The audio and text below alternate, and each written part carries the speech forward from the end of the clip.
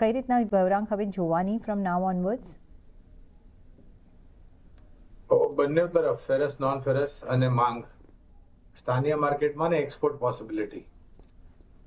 હવે પ્રીતિ, આમાં એક પ્રશ્ન છે. જે પરિસ્થિતિ આ યુદ્ધને લઈને ઊભી થઈ છે, તો એક કહેવત છે, આપદામાં અવસર.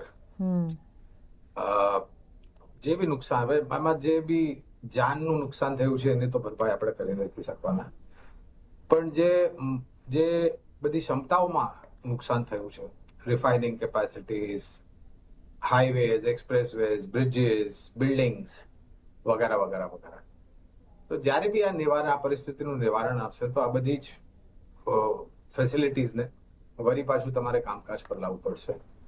તેમાં તમારે મેટલ્સની બી જરૂર પડશે અને સિમેન્ટની બી જરૂર પડશે.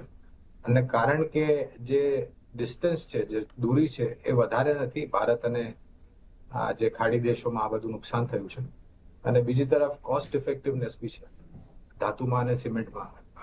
પ્રોડક્શન કોસ્ટની વાત કરું છું.